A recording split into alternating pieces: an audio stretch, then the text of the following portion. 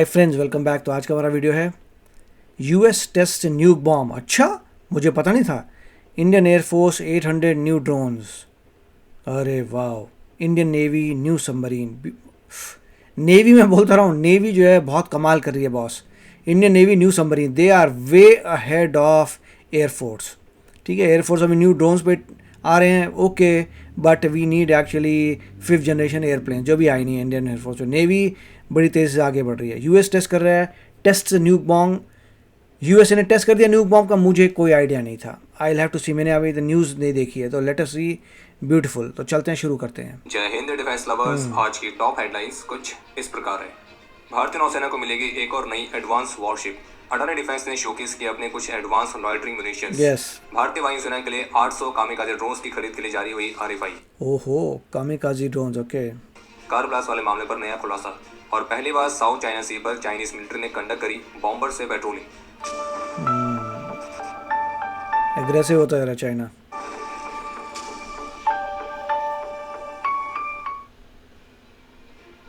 24 नवंबर को Mumbai naval dockyard में भारतीय नौसेना की सर्विस में स्वदेशी तौर पर बनाई गई माहे क्लास की पहली anti submarine warfare shallow watercraft, जिसका नाम है माहे, तो उसे औपचारिक रूप से कमीशन किया जाएगा।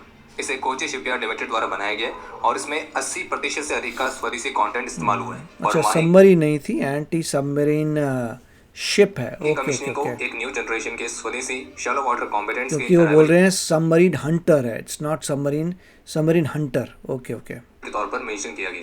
बाकी anti submarine warfare shallow water craft का मतलब होता है एक ऐसी शिप जो कि साइज में छोटी होती है लेकिन फास्ट होती है और उसे विशेष रूप से शैलो कोस्टल एरियाज जैसे कि समुद्र तट के पास बंदरगाह, खाड़ियां या फिर जो नैरो सी लेन्स होती हैं वहां पे इन्हें इस्तेमाल किया जाता है। सीधे सीधे कहा जाए तो ये वॉरशिप्स उन जगहों पे इस्तेमाल होती हैं जहाँ पे बड़े साइज की वॉरशिप्स या सबमरीन्स इफेक्टिव तरीके से ऑपरेट नहीं कर सकती हैं और दुश्मन की जो सबमरीन्स है वो अक्सर तट के बहुत ही पास छिपे रहती हैं। और जो बड़े साइज की वॉरशिप्स हैं जैसे कि डिस्ट्रॉयर्स, फ्रिगेट्स, तो उनके लिए इन जगहों पर सबमरीन्स को ट्रैक करवाना काफी मुश्किल रहता है और यहाँ पे भूमिका में आती है anti submarine warfare shallow watercraft, जो कि वेरी गुड। देखा, नेवी खुद बनाता है। शैलो कोस्टल एरियाज के आसपास आसानी से ऑपरेट कर सके। और पोर्ट्स, इसका मतलब है नेवी की पाइपलाइन बहुत बड़ी है, मतलब कितने समय से बना रहे होंगे, जब जाके चीज़ें बन रही हैं। बहुत नेवी तेज़ी से काम कर रही है। Very good. Bases, shipping routes, oil rigs, coastal cities, तो उन सभी को सुरक्षा प्रदान करने में ये एक बहुत ही महत्वपूर्ण एसेट्स की तरह इस्तेमाल होती है। और शैलो वाटर्स में दुश्मन के सबमरीन्स को ट्रैक कर पाना कितना मुश्किल होता है और चैलेंजिंग होता है, तो इसका अंदाजा आप 1971 के भारत पाकिस्तान युद्ध में आईएनएस खुखरी के साथ जो इंसिडेंट हुआ था उससे ले सकते हैं। और इसके बाद से ही भारतीय नौसेना ने एंटी सबमरीन वॉरफेयर कॉर्वेट्स और इसी तरह की शैलो वाटरक्राफ्ट में काफी ज्यादा इन्वेस्ट करना शुरू किया था। भारतीय रक्षा मंत्रालय के ऑफिशियल स्टेटमेंट के मुताबिक दुबई एयर शो 2025 में भारत के डेलीगेशन को रक्षा राज्य मंत्री श्री संजय सेठ लीड कर रहे हैं और इस एयर शो के साइडलाइंस रक्षा राज्य मंत्री और उनके यूएई काउंटर पार्ट के बीच बायलैटरल अच्छी बात है, दुबई एयर शो में हमारा तेजस जाएगा। मीटिंग भी प्लान की गई है। और इसके अलावा रक्षा राज्य मंत्री भारत में डिफेंस टेक्नोलॉजी और मैन्युफैक्चरिंग में कोऑपरेशन को बढ़ाने के लिए Bharat, UAE, Australia, USA, Brazil, UK और इटली, तो उनके लगभग 50 कंपनियों के साथ एक इंडस्ट्री राउंड टेबल की भी अध्यक्षता करेंगे। और इसी एयर शो के दौरान भारत की अलग अलग कंपनीज अपनी अपने प्रोडक्ट्स को भी शोकेस करने वाली हैं। और इसके अलावा एक और अपडेट है कि बैंकॉक में आयोजित किए गए डिफेंस एंड सिक्योरिटी 2025 शो के दौरान भारत की अडानी डिफेंस एंड एरोस्पेस ने अपने कई सारे लॉयटरिंग म्यूनिशंस को अनवील किया है और इसी के तहत कुछ खास सिस्टम्स को शोकेस किया गया है, जिसमें से एक है SR-1 anti personal fix wing loitering munition, जो 1 किलोग्राम का हाई एक्सप्लोसिव वॉरहेड कैरी करने में सक्षम है। इसका एंड्योरेंस टाइम 45 मिनट का है और ये 4500 मीटर की ऊंचाई तक ऑपरेट कर सकता है। इसकी जो मैक्सिमम रेंज है वो 10 किलोमीटर तक है और एडवांस एआई एल्गोरिथम्स के साथ इसे एडवांस टारगेटिंग सिस्टम से इंटीग्रेट किया गया है और ये ऑटोनॉमसली भी ऑपरेट करने में सक्षम है। और इसके अलावा एक और खास लॉयटरिंग म्यूनिशन शोकेस किया गया है। लॉयटरिंग वाले बहुत क्रिटिकल हैं भैया आजकल, जस्ट जाओ बम फेड़ के आए। जो कि 5 कामाकाजी वाली और डेंजरस है। आर्मर FPV कामिकाजे ड्रोन है और इसमें vertical take off and landing capability भी है। और इसकी खास बात यह है कि हाई वैल्यू टारगेट्स को डिस्ट्रॉय करने के लिए एक प्रिसाइज अटैक के लिए ये गाइडेड मिसाइल कामाकाजी है, सीधा जाके उसी पे गिर जाता है, टारगेट पे तरह काम करता है। और दुश्मन के डिफेंसेस को चकमा देने के लिए ये लो रडार क्रॉस सेक्शनल एरिया के साथ साथ हाईली मैन्यूरेबल भी है और इस इलेक्ट्रोमैग्नेटिक एनवायरनमेंट्स में भी ऑपरेट करने के हिसाब से बनाया गया है। ये तो बहुत क्रिटिकल है। भारतीय वायुसेना के लिए लगभग 800 कामिकाजे ड्रोन्स की खरीद के लिए भारतीय रक्षा मंत्रालय ने आरएफआई जारी करी है और इसमें मीडियम रेंज के स्वार्म अनमैन्ड म्यूनिशन सिस्टम्स की खरीद की जाएगी। और इसके तहत जो ड्रोन्स लिए जाएंगे वो फिक्स विंग वाले होंगे और इस तरह के 20-20 के ग्रुप में ड्रोन्स को स्वार्म की तरह ऑपरेट किया जाएगा और जो कि 25,000 फीट की ऊंचाई तक फ्लाई करने में सक्षम होंगे। और आरएफआई के मुताबिक रक्षा मंत्रालय को जिस तरह के सिस्टम्स की रिक्वायरमेंट है तो वो कैटापुल्ट टाइप के लॉन्चर्स के लिए सक्षम होने चाहिए ताकि मल्टीपल ड्रोन्स को एक के बाद एक तेजी से डिप्लॉय किया जा सके।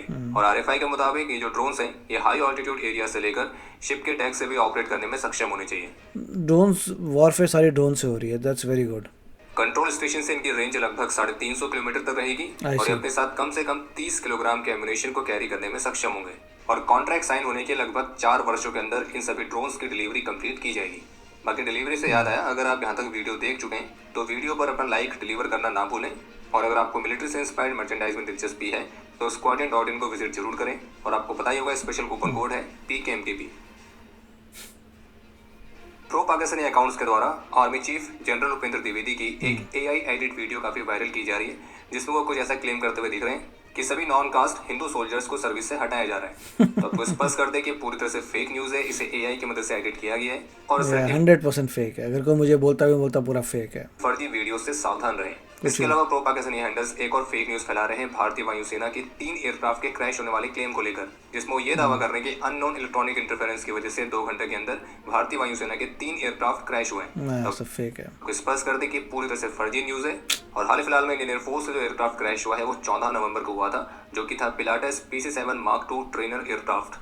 और इसके बारे में खुद भारतीय वायुसेना की तरफ से स्पष्ट किया गया है। बाकी ये दुर्घटना कैसे हुई थी तो उसकी जांच चल रही है। वहीं अभी जो नौगांव पुलिस स्टेशन में एक्सीडेंटल एक्सप्लोजन हुआ था तो उसको लेकर भी सोशल मीडिया पर एक नया तरह का नैरेटिव चल रहा है जिसमें ये क्लेम किया जा रहा है कि जो आतंकी संगठन है PAFF तो उसने इस एक्सप्लोजन की जिम्मेदारी ली है। लेकिन आपको स्पष्ट कर दे कि जो PAFF वाला क्लेम है ये भी बेसलेस है और गलत है। और जम्मू कश्मीर पुलिस गृह मंत्रालय ऑलरेडी कंफर्म कर चुके हैं कि ये एक्सप्लोजन एक्सीडेंटली हुआ है और एक केवल एक दुर्घटना थी। राइट, ये तो हमने सुना ही था कि जब हैंडलिंग कर रहे थे एक्सप्लोजिव्स को तो पंगा पड़ा था। फिर भी भारत के भी कुछ जाने माने हैंडल्स हैं जो कि PAFF के फर्जी क्लेम को सच मान रहे हैं बजाय अपनी फोर्सेस के स्टेटमेंट पर भरोसा करने के। बहुत जगह आ रहा था PAFF ने भी ये किया है वो किया, तो बहुत कुछ चल रहा था। बाकी जो राइट 4 का पता लगा कि फेक है पूरा ब्लास्ट वाला मामला था, इस पर NIA ने और सुसाइड बॉम्बर के सहयोगी को गिरफ्तार करके एक महत्वपूर्ण सफलता हासिल करी है। और जिसे गिरफ्तार किया गया उसकी पहचान आमिर राशिद अली के तौर पर हुई है और ये भी कश्मीर का ही निवासी है। यस। और NIA की इन्वेस्टिगेशन में इस बात को खुलासा हुआ है कि ये जो आमिर है तो उसने इस आतंकी हमले के लिए उमर उन नावी के साथ मिलकर साजिश रची थी। उमर उन नावी वही सुअर है जो कि ब्लास्ट हुई कार को ड्राइव कर रहा था और जो कार हमले में इस्तेमाल हुई थी तो वो इसी आमिर के नाम पर रजिस्टर्ड थी। बाकी Delhi police, Jammu Kashmir police, Haryana police, UP police और अन्य सिस्टर एजेंसीज के साथ क्लोज कोऑर्डिनेशन में मामले की इन्वेस्टिगेशन जारी है। वहीं इसके अलावा एक वुमेन डॉक्टर को और गिरफ्तार किया गया जो कि वैसे तो हरियाणा से है लेकिन साउथ कश्मीर के एक गवर्नमेंट मेडिकल कॉलेज में पोस्टेड थी और उसे श्रीनगर में डिटेन किया गया पूछताछ के लिए, क्योंकि इस पर भी शक है कि इसका connection white collar terror module के साथ है। साउथ चाइना सी के ऊपर चाइनीज मिलिट्री ने पहली बार फाइटर जेट्स के साथ बॉम्बर फॉर्मेशन पेट्रोल को कंडक्ट किया था, विशेष रूप से तब जब फिलीपींस ने US और जापान की नेवीज के साथ जॉइंट पेट्रोलिंग कंडक्ट करी थी। और इसलिए चाइना का जो बॉम्बर फॉर्मेशन पेट्रोलिंग थी ये एक तरह से फिलीपींस के लिए वार्निंग की तरह था। इसके अलावा एक और अपडेट है कि अमेरिका ने अपने F-35A फाइटर जेट से B-6112 न्यूक्लियर ग्रेविटी बॉम्ब्स के स्टॉक पाइल फ्लाइट टेस्ट को सफलतापूर्वक कंप्लीट। अच्छा, ये तो दैट मींस लैंड में न्यूक्लियर बॉम्ब नहीं था, जिससे मिसाइल है। ये जो टेस्ट है ये 19 अगस्त से 21 अगस्त तक आयोजित किए गए थे, जिसमें F-35A से इन बॉम्ब्स की इनर यूनिट्स को सफलतापूर्वक रिलीज किया गया था।